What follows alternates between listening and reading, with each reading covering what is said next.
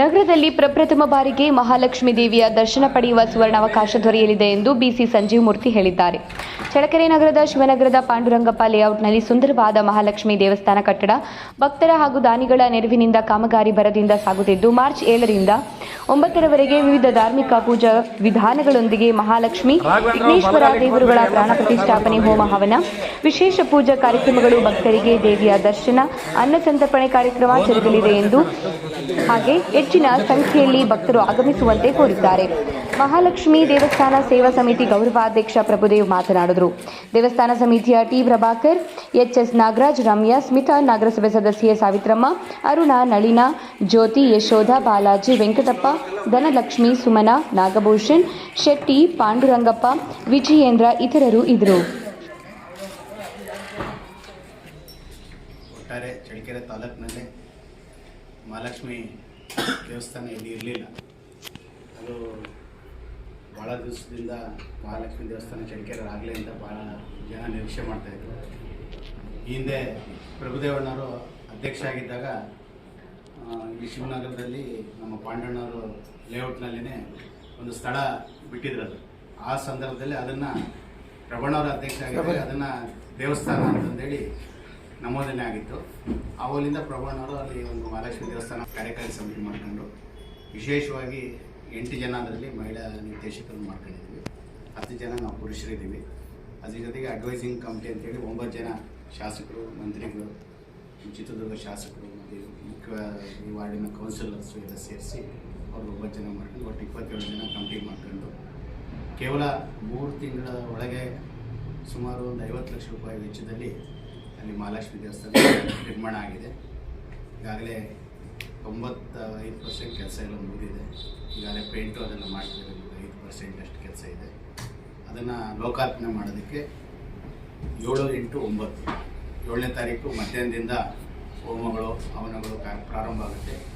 8ನೇ ತಾರೀಕು ಮಧ್ಯಾಹ್ನದ ಮೇಲೆ ವಿಗ್ರಹನ ನರಹರಿ ದೇವಸ್ಥಾನದಲ್ಲಿ ಅಲ್ಲಿ ಇದು ಮಾಡಿದ್ವಿ. 48 ದಿವಸ ಅದು ಇದು ಮಾಡೋದಕ್ಕೆ ಮಾಡಿದ್ವಿ. ಅದನ್ನು ಲಕ್ಷ್ಮಿಯನ್ನು ಪ್ರಮುಖ ಬೀದಿಗಳಲ್ಲಿ ಚಳ್ಳಕೆರಮ್ಮನ ದೇವಸ್ಥಾನದಿಂದ ವೀರಭದ್ರೇಶ್ವರನ ದೇವಸ್ಥಾನ ಮತ್ತು ಕನಕಪರಮೇಶ್ವರ ದೇವಸ್ಥಾನ ಮುಂದುಗಡೆಯಿಂದ ಮೆರವಣಿಗೆ ಮಾಡ್ಕೊಂಡು 8ನೇ ತಾರೀಕು ಅಲ್ಲಿಗೆ ತಗೊಂಡು ಬರ್ತೀವಿ. ಮತ್ತು ಅವತ್ತು ಹವನಗಳು ಮತ್ತು ಹೋಮಗಳು ಎಲ್ಲ ಮಾಡಿ 9ನೇ ತಾರೀಕು ಬೆಳಗ್ಗೆ 5:30ರಿಂದ 6:30 ಒಳಗಾಗಿ ಪ್ರಾಣ ಪ್ರತಿಷ್ಠಾಪನೆಯನ್ನು ಮಾಡ್ತಕ್ಕಂಥ ಕಾರ್ಯಕ್ರಮವನ್ನು ಮಾಡಿದ್ವಿ. ಇದು ವಿಶೇಷವಾಗಿ ಇದಕ್ಕೆ ಭಾಳಷ್ಟು ಭಕ್ತಾದಿಗಳು ಭಾಳಷ್ಟು ಸ್ಪಂದನೆಯನ್ನು ಕೊಟ್ಟಿದ್ದಾರೆ. ನಾವು ಏನು ಚಿಕ್ಕದಾಗಿ ಮಾಡಬೇಕು ಅಂತ ಹೊರಟ್ವಿ, ಅದರ ನಿರೀಕ್ಷೆಗೆ ಮೀರಿ ದೇವಸ್ಥಾನ ಭಾಳ ಚೆನ್ನಾಗಿ ಅಚ್ಚುಕಟ್ಟಾಗಿ ಇರ್ತಕ್ಕಂಥ 30-120 ಅಳತೆಯಲ್ಲಿ ಭಾಳ ಚೆನ್ನಾಗಿದೆ. ತಾವು ಪತ್ರಕರ್ತರು ಏನಿದ್ರಿ ನೀವು ಹೋಗ್ತಾ ಅದನ್ನು ನೋಡಬೇಕು ದೃಶ್ಯ. ಯಾಕಂದರೆ ಅದು ಅಷ್ಟು ಚೆನ್ನಾಗಿ ಇದೆ. ನನ್ನ ಲೆಕ್ಕ ನಮ್ಮ ಚಿತ್ರದುರ್ಗ ಜಿಲ್ಲೆಯಲ್ಲಿ ಮಹಾಲಕ್ಷ್ಮಿ ದೇವಸ್ಥಾನ ಅಷ್ಟು ಚೆನ್ನಾಗಿರೋದು ಎಲ್ಲಿ ನಾನು ನೋಡಿಲ್ಲ. ಕೋನೂರಿನಲ್ಲಿ ಇದೆ ಮಹಾಲಕ್ಷ್ಮಿ ದೇವಸ್ಥಾನ, ಬೇರೆ ಬೇರೆ ದೇವಸ್ಥಾನಗಳಿದ್ದಾವೆ. ವಿಶೇಷವಾಗಿ ಮಹಾಲಕ್ಷ್ಮಿ ದೇವಸ್ಥಾನ ಇರ್ತಕ್ಕಂಥದ್ದು ಇದು. ಮತ್ತು ಚಳ್ಳಕೆರೆಗೆ ಒಂದು ಶೋಭೆ. ಯಾಕಂದರೆ ಅಲ್ಲಿ ಒಂದು ಚಳ್ಳಕೆರೆಯಲ್ಲಿ ಕುಬೇರ ಮೂಲೆ ಸ್ಥಾನದಲ್ಲಿ ಮಹಾಲಕ್ಷ್ಮಿ ಕೂರ್ತಾ ಇದೆ.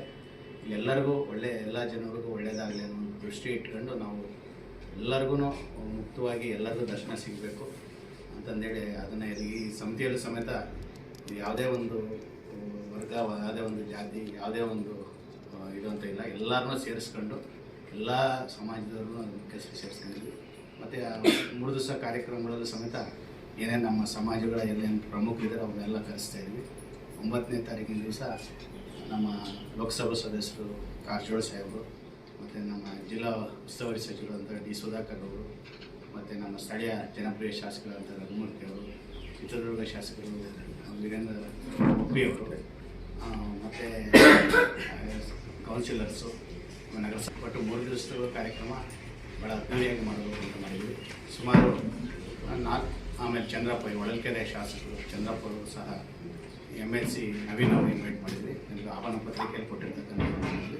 ಸುಮಾರು ನಾವು ಪ್ರತಿ ದಿವಸನೂ ಒಂದು 500 ಜನ 7-8ಕ್ಕೆ ಸುಮಾರು ಕೊನೆ ದಿವಸ 4ರಿಂದ 5,000 ಜನ ದರ್ಶನ ಮತ್ತು ಅವರಿಗೆಲ್ಲ ಅನ್ನಪ್ರಸಾದ ವ್ಯವಸ್ಥೆಯನ್ನು ಸಮೇತ ನಾವು ಮಾಡಿದ್ದೀವಿ. ಇದೆಲ್ಲ ನಮ್ಮ ಭಾಳ ದಿವಸಗಳ ಕನಸು. ನಮ್ಮ ಪ್ರಭಣ ಭಾಳ ದಿವಸ ಮಹಾಲಕ್ಷ್ಮಿ ದೇವಸ್ಥಾನ ಆಗಬೇಕಂದ್ರೆ ಅವರು ಈ ಒಳ್ಳೆಯ ಇಂಥ ಇದರಲ್ಲಿ ಸಾಕಷ್ಟು ರಾಜಕೀಯದಲ್ಲಿ ಎಲ್ಲ ಕೆಲಸ ಮಾಡಿದ್ದಾರೆ. ಆದರೆ ಈ ಸಂದರ್ಭದಲ್ಲಿ ಅವರು ಧಾರ್ಮಿಕವಾಗಿ ಸಂದರ್ಭದಲ್ಲಿ ಅವರು ಅನಿಸಿಕೆಯನ್ನು ಇದು ಮಾಡ್ಕೊಂಡು ನಮ್ಮಲ್ಲೆಲ್ಲ ಹಂಚ್ಕೊಂಡಾಗ ನಾವೆಲ್ಲರೂ ಸೇರ್ಕೊಂಡು ಅವರ ಒಂದು ಮಾರ್ಗದರ್ಶನದಲ್ಲಿ ನಾವೆಲ್ಲರೂ ಸಹಕಾರ ತೆಗೆದುಕೊಂಡು ಮತ್ತು ಎಲ್ಲರಿಗೂ ಇರ್ತಕ್ಕಂಥ ಎಲ್ಲ ನಿರ್ದೇಶಕರು ಪ್ರತಿಯೊಬ್ಬರು ಭಾಳ ಸಹಕಾರವನ್ನು ಕೊಟ್ಟಿದ್ದಾರೆ. ಮತ್ತು ಎಲ್ಲೋದರೂ ಸಮೇತ ಪಾಸಿಟಿವ್ ಆಗಿ ನಮಗೆ ದೇಣಿಗೆಯನ್ನು ಎಲ್ಲ ನೀಡಿದ್ದಾರೆ. ಈಗಾಗಲೇ ನಾವು ದೇವಸ್ಥಾನ ನಿರ್ವಹಣೆಗೂ ಸಮೇತ ಮುಂದೆ ಸಮಸ್ಯೆ ಆಗಬಾರ್ದು ಅಂತಂದು ಅದಕ್ಕೂ ಸಮೇತ ಫಂಡ್ಸ್ ಮಾಡಿ ಮತ್ತು ಯಾರನ್ನೂ ಅವಲಂಬಿಸಿದಂಗೆ ಅದು ದೇವಸ್ಥಾನಕ್ಕೆ ಎಲ್ಲ ಪ್ರೀ ಪ್ಲಾನ್ಡ್ ಆಗಿ ಮಾಡಿದ್ದೀವಿ. ಭಾಳ ಅದ್ಭುತವಾಗಿದೆ ಇದು ದೇವಸ್ಥಾನ. ಚಿತ್ರದುರ್ಗ ಜಿಲ್ಲೆಯಲ್ಲಿ ದೇವಸ್ಥಾನಗಳಲ್ಲಿ ಮಹಾಲಕ್ಷ್ಮಿ ದೇವಸ್ಥಾನ ನೋಡ್ತಕ್ಕಂಥದ್ದು ಈ ಹಿಂದೆ ನಾವೆಲ್ಲರೂ ಸಹಕಾರದಿಂದ ಸಾಯಿಬಾಬಾ ಮಂದಿರ ಮಾಡಿದ್ದೆವು. ಅದೇ ಥರ ಜಾಗ ಚಿಕ್ಕದಾಗ್ಬೋದು, ಆದರೆ ಭಾಳ ಅಚ್ಚುಕಟ್ಟಾಗಿ ಭಾಳ ಚೆನ್ನಾಗಿ ಮಹಾಲಕ್ಷ್ಮಿ ದೇವಸ್ಥಾನ ಆಗಿದೆ. ಪ್ರಮುಖವಾಗಿ ಇದನ್ನು ತಮ್ಮ ಮುಂದೆ ಹಂಚ್ಕೊಳ್ತಿರೋದು ಯಾಕಪ್ಪ ಅಂತಂದರೆ, ನಾವು ಮಾಡ್ತಾ ಇರ್ತಕ್ಕಂಥದ್ದು ಎಲ್ಲರಿಗೂ ದರ್ಶನ ಸಿಗಬೇಕು, ಎಲ್ಲರಿಗೂ ಒಳ್ಳೆಯದಾಗಬೇಕು. ಅದು ನಿಮ್ಮ ಮಾಧ್ಯಮದ ಮೂಲಕ ಇದು ಹೆಚ್ಚು ಹೆಚ್ಚು ಪ್ರಚಾರಗೊಳಿಸಿದಾಗ ಏನಾಗುತ್ತೆ, ಎಲ್ಲರಿಗೂ ಅದು ಮುಟ್ಟಿದಾಗ ಏನಾಗುತ್ತೆ, ಎಲ್ಲರೂ ಅವರು ಭಕ್ತಿ ಭಾವಪೂರ್ವಕವಾಗಿ ಅಲ್ಲಿ ಬಂದು ಅವರು ಮುಗಿದು ಹೋದರೆ ಅವ್ರಿಗೆ ಒಳ್ಳೇದಾಗಲಿ ಅನ್ನೋ ಒಂದು ಬಯಕೆ. ಬರೀ ನಮ್ಮ ಸ್ವಾರ್ಥಕ್ಕೋಸ್ಕರ ಮಾತ್ರ ನಮ್ಮ ಮನೆಗಳಲ್ಲೇ ದೇವ್ರ ಮನೆಗಳಿದೆ, ಆದರೆ ಎಲ್ಲರಿಗೂ ಲೋಕಕ್ಕೆ ಎಲ್ಲರಿಗೂ ಒಳ್ಳೆಯದಾಗಬೇಕು ಅನ್ನೋ ದೃಷ್ಟಿಯಿಂದ ನಾವು ದೊಡ್ಡ ಉದಾರವಾದಂಥ ಒಂದು ದೂರದೃಷ್ಟಿ ಇಟ್ಕೊಂಡು ಎಲ್ಲ ಸಮಿತಿಯವರು ಎಲ್ಲರೂ ಸಮಾನ